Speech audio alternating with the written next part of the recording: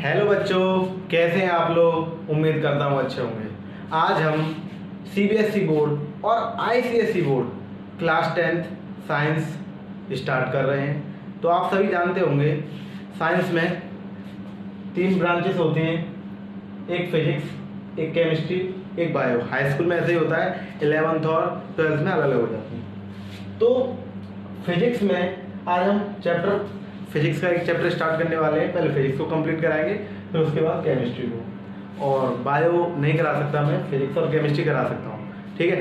तो आज हम फिजिक्स का एक चैप्टर है हमारा, light, reflection of light and refraction of light. इसके बारे में डिटेल से पढ़ेंगे। ये एक इंट्रोडक्टरी वीडियो है, इसमें हम बेसिक्स ऑफ लाइट जानेंगे, ठीक है। तो स्टार्ट करते हैं। तो आप चैप्टर का नाम डाल लें, reflection of light and refraction of light. Okay, तो इन सारी चीज़ों को, reflection of light, refraction of light को समझने से पहले हमें एक चीज़ को समझना होगा। वो है आपकी लाइट नहीं, वो है आपकी ऑप्टिक्स। क्या है आपकी ऑप्टिक्स। देखो, अगर ऑप्टिक्स को इंटर लेवल में पढ़ेंगे तो बहुत बड़ा लेवल हो जाता है, रे ऑप्टिक्स और वेव ऑप्टिक्स, उसमें भी ज्योमेट्रिकल वगैरह वगैरह बहुत सारी ऑप्टिक्स हो जाती है। लेकिन हम हाई स्कूल में तो उसी हिसाब से पढ़ेंगे रे ऑप्टिक्स को। तो ऑप्टिक्स क्या है, चैप्टर का नाम क्या है, light, reflection of light, refraction of light. तो ऑप्टिक्स क्या है, ऑप्टिक्स कह सकते हैं हम सीधे सीधे study of light. Easy words में कहेंगे स्टडी ऑफ लाइट। क्या है ये हमारी ऑप्टिक्स, स्टडी ऑफ लाइट, जिसमें हम लाइट का अध्ययन करेंगे, लाइट के बारे में जानेंगे, लाइट कैसे बिहेव करती है ऐसे। यानी कह सकते हैं फिजिक्स की वह ब्रांच जिसमें हम लाइट के साथ डील करते हैं। यानी दूसरे शब्दों में और क्या कह सकते हैं, हम लिख सकते हैं आप, the branch of physics called optics which deals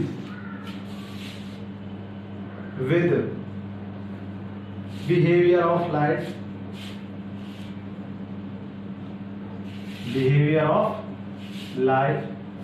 and other electromagnetic waves। ये भी कह सकते हैं, यानी the branch of physics called optics which deals with the behaviour of light and other electromagnetic waves. ये भी कह सकते हैं। आप सीधे सीधे याद रखो कि स्टडी ऑफ लाइट यानी कि प्रकाश का, यानी कि लाइट का अध्ययन जिसमें करते हैं, जिस ब्रांच में करते हैं उसको क्या कहते हैं हम, ऑप्टिक्स। क्लियर। यानी कि फिजिक्स की वह ब्रांच जिसे हम ऑप्टिक्स कहते हैं, जिसे उसमें हम लाइट का अध्ययन करते हैं अच्छी तरीके से, ठीक है। तो अब क्वेश्चन बना हमारे दिमाग में, लाइट क्या है। चलो लाइट देखते हैं। लाइट को हम बहुत तरीके से समझ सकते हैं। लाइट बहुत इजी वर्ड है। देखो लाइट, ये लाइट नहीं है ना आपके घरों में आ रही है, ये तो इलेक्ट्रिसिटी होती है, बल्ब के जरिए आती है। कहते हैं उसको लाइट, लेकिन वो लाइट होती नहीं है, वो इलेक्ट्रिसिटी, ठीक है। लाइट क्या है, मैं कह सकता हूँ लाइट एक इलेक्ट्रोमैग्नेटिक वेव है। क्या है आपकी, इलेक्ट्रोमैग्नेटिक वेव। अब इलेक्ट्रोमैग्नेटिक वेव क्या होती है, चलो पहले इलेक्ट्रोमैग्नेटिक वेव को समझते हैं, बाद में लाइट को समझेंगे, ठीक है। इलेक्ट्रोमैग्नेटिक वेव, देखो जो मैं लिखा रहा हूँ आप कॉपी पेन लेके उसको साथ के साथ लिखते चले, आपकी फिजिक्स और केमिस्ट्री एकदम सुपर हो जाएगी, मैं गारंटी दे रहा हूँ आपको, ठीक है। तो एक एक वर्ड पे पकड़ रखेंगे अपनी, जिससे हमारी बेस मजबूत हो जाए हमारा फिजिक्स केमिस्ट्री का, जिससे आपको आगे आईआईटी नीट की अगर आप तैयारी करें तो आपको कोई प्रॉब्लम आए, ठीक है। तो देखो इलेक्ट्रोमैग्नेटिक वेव्स क्या है, देखो जो इलेक्ट्रिक प्लस मैग्नेट, ठीक है, इन दोनों से मिलके बनी हो। आगे चल के पढ़ेंगे हम इलेक्ट्रिक वेव, या मैं कहूं इलेक्ट्रिक वेव कह सकते हैं आप, electric field plus magnetic field से मिलकर बनी हुई होती है आपकी इलेक्ट्रोमैग्नेटिक वेव्स। क्लियर? और परिभाषा जानना चाहें तो कह सकते हैं हम विच वेव्स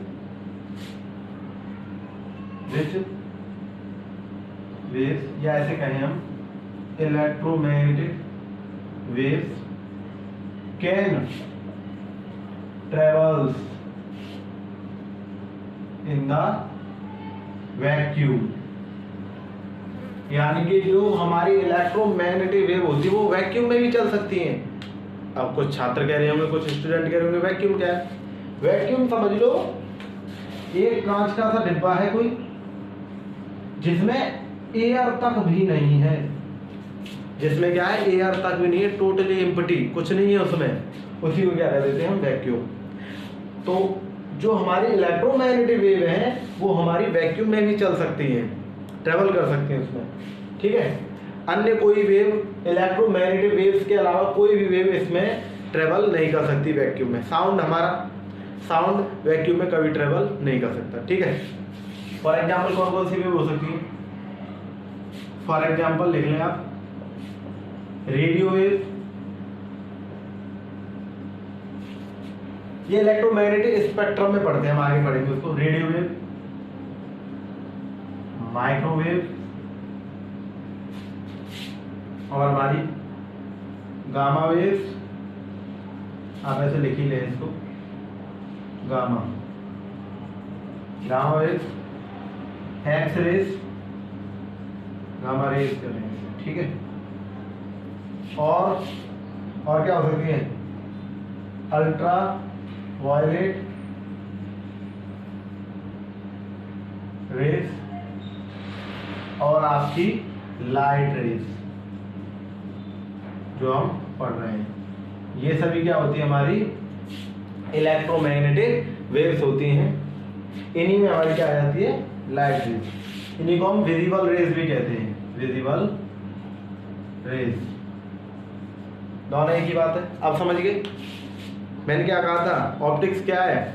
फिजिक्स की वह ब्रांच है जिसमें हम लाइट के बिहेवियर को और अदर इलेक्ट्रोमैग्नेटिक वेव्स के बारे में हम पढ़ते हैं। तो वो यही है। ठीक है? ये सभी वेव्स कैसी हैं? ये वैक्यूम में चल सकती हैं। इनकी जो स्पीड होती है, इनकी स्पीड होती है आपकी 3 × 10⁸ मीटर प्रति सेकंड। इनकी स्पीड कितनी होती है? 3 × 10⁸ मीटर प्रति सेकंड, जो कि लाइट की ही स्पीड होती है, LIGHT, जो कि लाइट की ही स्पीड होती है। आप इसको फटाफट उतारें, मैं जब तक अपने मार्कर को इंक ला देता हूँ।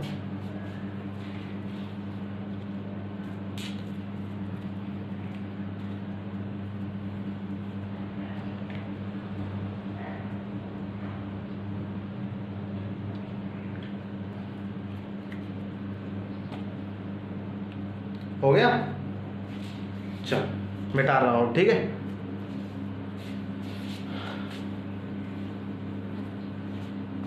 अब आ जाते हैं अपने लाइट पे। लाइट की बातें कर लें। अब देखो लाइट के जल रही।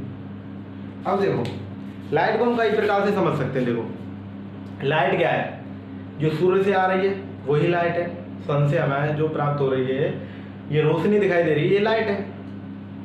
और सूर्य से किस रूप में आ रही है, ये किस फॉर्म में आ रही है? ये आ रही है रेडिएशन फॉर्म में। और आप जानते हैं लाइट एक एनर्जी है, तो हम डेरिवेशन के रूप में क्या कह सकते हैं कि light is energy, is called radiation energy. और क्या कह सकते हैं कि भाई साहब जो लाइट है वो हमें जो ऑब्जेक्ट हैं, जो हमें अपने आसपास ऑब्जेक्ट दिखाई देते हैं, उन सभी को दिखाने में हेल्प करती है।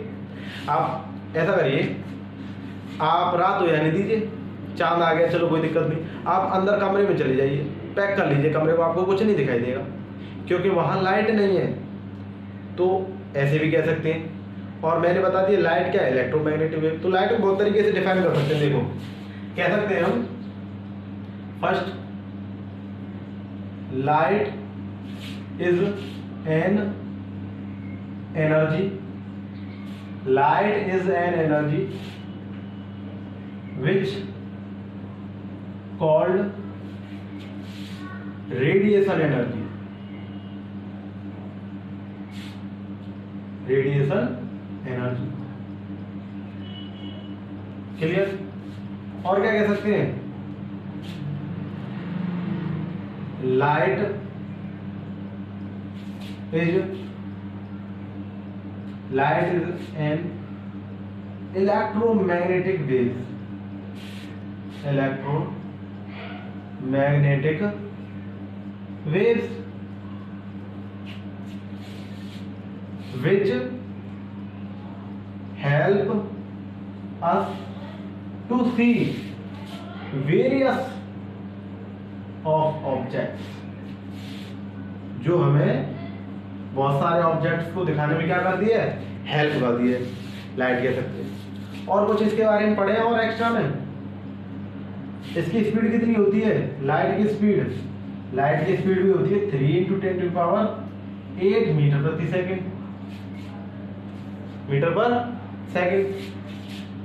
और आप समझ ही चुके हैं ये इलेक्ट्रोमैग्नेटिक वेव है, ठीक है। और देखो इसकी वेवलेंथ होती है, लाइट की वेवलेंथ ऑफ लाइट ये होती है आपकी 4000 एंगस्ट्रम टू 7000 एंगस्ट्रम, ठीक। ये एक और बात जो कि बहुत इंपॉर्टेंट है, आप यहां समझें उसको, कि नेचर ऑफ लाइट।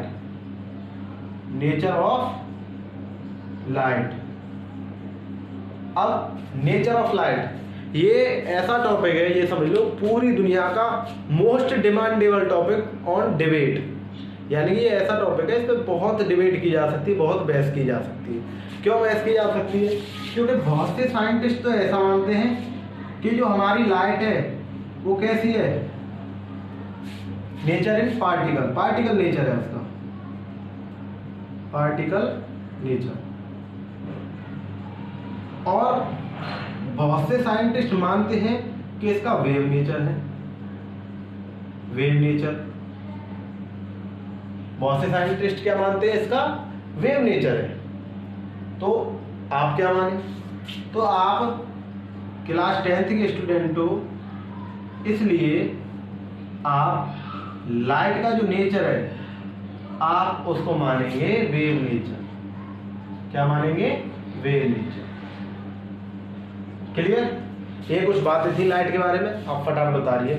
अगर आप एंगस्ट्रम नहीं जानते तो मैं आपसे पूछूंगा कुछ क्वेश्चंस, आप नहीं बता पाएंगे तो मैं ही बताऊंगा, ठीक है। उतारो फटाफट।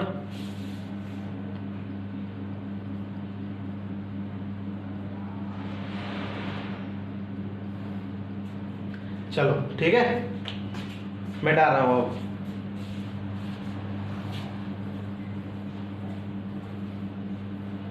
एंगस्ट्रम वगैरह जानते नहीं जानते आप, अगर जानते तो बहुत अच्छी बात है, नहीं जानते तो मैं लिखा रहा हूं अभी, ठीक है।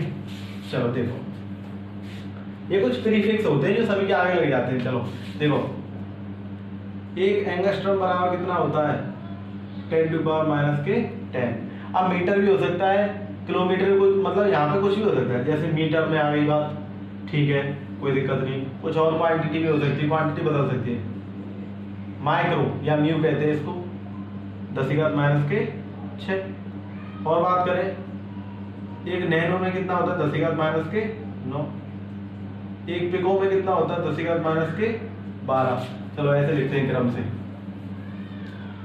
एक माइक्रोमीटर, एक माइक्रो में कितना होता है, 10⁻⁶। एक एंगस्ट्रम में कितना होता है, 10⁻⁻10। एक नैनो में कितना होता है, 10⁻⁹। और एक पिको में कितना होता है तुम्हारा, 10⁻⁻12। और एक फर्मी या फेम्टो में कितना होता है, 10⁻⁻15। इनका यूज होता है, तो आप इनको लिखने हैं। ज़्यादातर चीज़ें मीटरों में आती हैं जी, तो हम मीटरों में यूज करते हैं, पर फिर भी ऐसे ही लिखने में सही रहता है, ठीक है। उतार लिया, उतारो फटाफट, क्लियर। चल, ये छोटी छोटी बातें थी। अब आते हैं जिस पे हमारा चैप्टर का नाम चल रहा है, रिफ्लेक्शन ऑफ लाइट, यानी हम बात करेंगे अब रिफ्लेक्शन ऑफ लाइट की। रिफ्लेक्शन ऑफ लाइट ये क्या होता है, तो देखो बहुत ही आसान सा टॉपिक है। मैंने यहाँ कोई क्या ले लिया, एक देखें,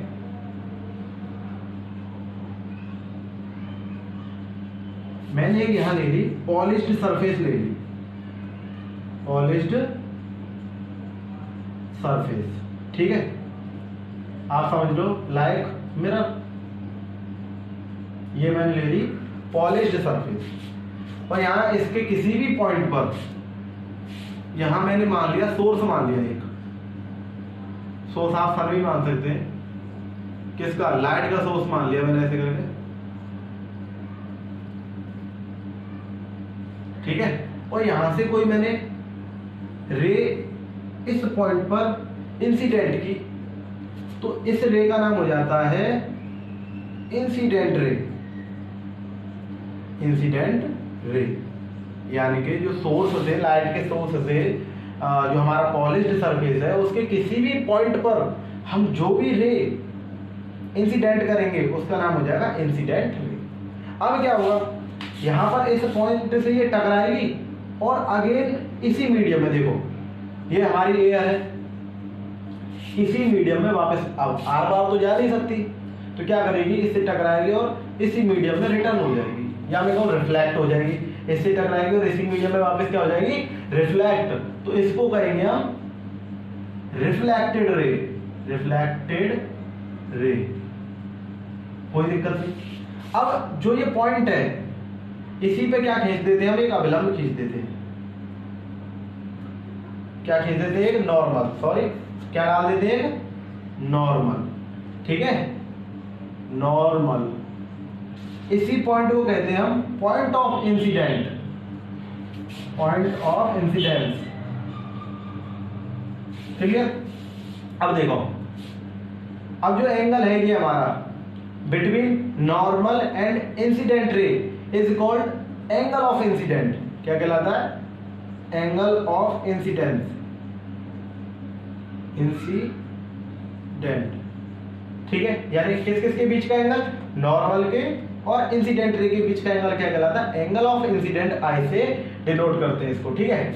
ऐसे ही angle between normal and reflected ray is called angle of reflection, जिसको हम स्मॉल आर से डिनोट करते हैं, एंगल ऑफ रिफ्लेक्शन, क्लियर।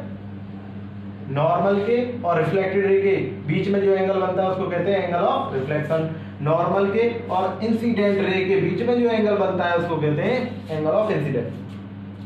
इस कंप्लीट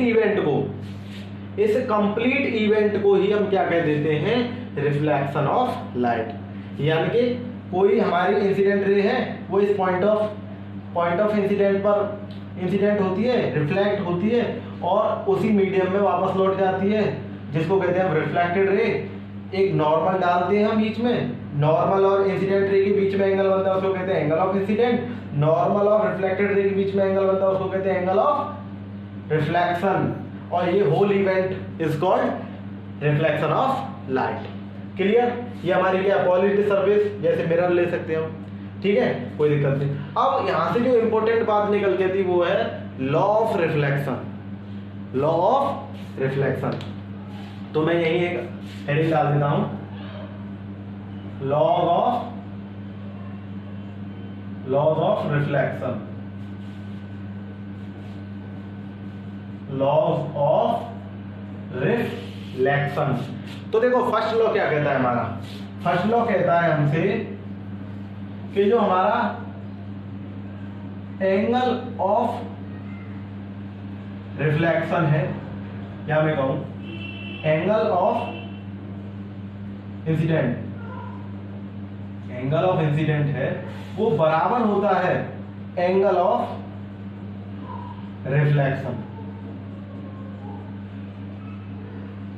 एंगल ऑफ इंसिडेंट, ये एंगल ऑफ इंसिडेंट बराबर होगा हमारा एंगल ऑफ रिफ्लेक्शन, यानी angle I is equal to angle R. और ये कहीं कहीं नहीं होता, ये ऑलवेज होता है, always and everywhere, always and everywhere, हमेशा होगा, ठीक है।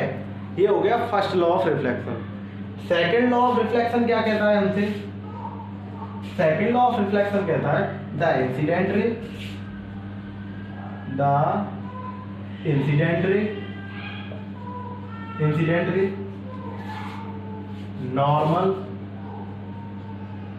नॉर्मल एंड रिफ्लेक्टेड रे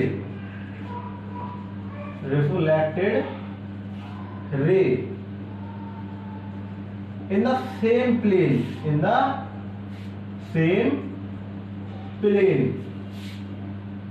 at the point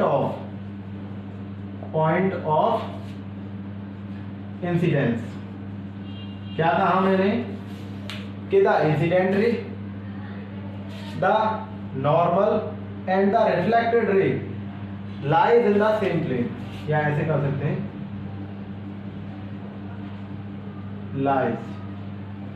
lies in the same plane. कैसे? At the point of, जैसे ये हो गया आपका प्लेन, ये इंसिडेंट रे हो गई और यहाँ से ऐसे करके जाने वाली रिफ्लेक्टेड रे, और ये क्या हो गया हमारा नॉर्मल। तो गौर से करो, ये तीनों इसी प्लेन में है कि नहीं, कि रे इंसिडेंट यहाँ थी, रिफ्लेक्टेड नीचे गई, अविलंब ऐसे चला गया, नॉर्मल ऐसे चला गया, ऐसा तो कुछ है नहीं। इंसिडेंट रे यहाँ, रिफ्लेक्टेड ये यहाँ और नॉर्मल यहाँ, तो सभी इसी प्लेन में। इसीलिए सेकंड लॉ क्या कहता है हमसे, incident ray normal and reflected ray lies in the same plane at the point of incident. ये मीटर गया थोड़ा सा, पॉइंट ऑफ इंसिडेंट एक ही पॉइंट पर होंगे। ठीक है, क्लियर? उतारे यहाँ तक फटाफट, स्क्रीनशॉट ले लिया करो। ठीक है, मिटा रहा हूँ। अब एक दो इंपॉर्टेंट बातें और बताता हूँ मैं आपको।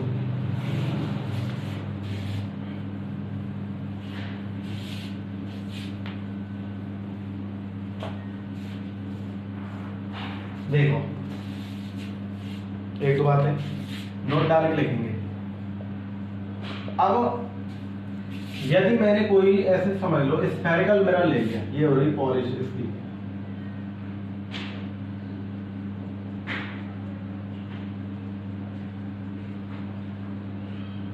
ठीक है, ये इसका सेंटर हो गया, ये क्या होगी इसकी पॉलिश। ठीक है, अगर मैंने यहाँ पे कोई रे इंसिडेंट की, ठीक है, जिसको हम कह रहे हैं इंसिडेंट रे आई आर, ठीक है, तो अब मैं ऐसे तो नहीं यूं कर दूं, इसको यूं कर दूं, तो ये हमें जानते हैं कि आई इजिकल टू आर होता है, वी नो दैट। तो ये कब हो सकता है, तो पहले यहाँ पे हम अविलंब नॉर्मल डालेंगे, देखो, और नॉर्मल कहाँ डलता है, इसका सेंटर पे। नॉर्मल कहाँ होता है, इसका सेंटर से होके जाता है। ठीक है, ये क्या हो गया इसका नॉर्मल। अब क्या होगा, अब हमारी किरण जो हमारी रे है वो ऐसे करके चली जाएगी। हमारी रे कैसे कर चली जाएगी, ऐसे, इसको कहेंगे रिफ्लेक्टेड रे। ये एंगल हो गया आई और ये एंगल हो गया आर। यानी हम कह सकते हैं नॉर्मल शुड passes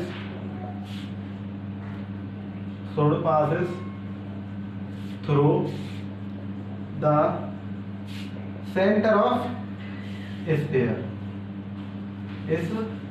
ठीक है, जो हमारा नॉर्मल है वो किसी भी स्फेरिकल मिरर के हमेशा सेंटर से होके जाएगा, इस बात को हमें याद रखना है। ठीक है, फर्स्ट पॉइंट तो ये हो गया हमारा। ठीक, सेकंड पॉइंट की बात करते हैं। देखो, एक इवेंट होता है हमारा इवेंट होता है,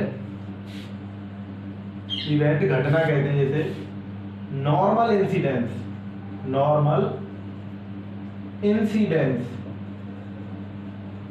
ठीक है, क्या होता है नॉर्मल इंसिडेंस। इसका मतलब क्या है, ये हमारी पॉलिश्ड सरफेस,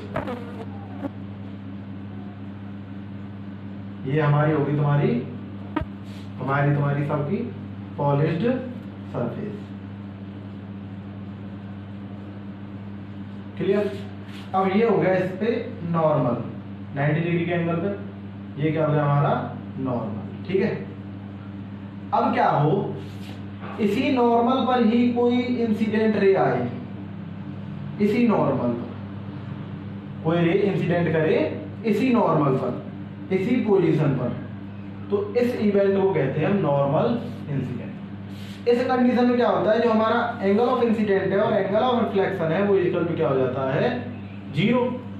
क्यों 0 हो जाता है? क्योंकि आप सभी जानते हैं एंगल ऑफ इंसिडेंट होता क्या है, नॉर्मल के और इंसिडेंट रे के बीच में बना, और आप जानते हैं नॉर्मल भी यही है, इंसिडेंट रे भी यही है, तो एंगल तो 0 हो गया, नहीं हो गया? ऐसी सेम आर के लिए ये हमारा नॉर्मल हो गया, ये हमारी रिफ्लेक्टेड रे होती है। अब इंसिडेंट भी यही है और रिफ्लेक्ट भी यही से करेगी, तो 0 हो गया, नहीं हो गया? क्लियर? क्लियर होगा। अरे चलो, क्लियर हुआ?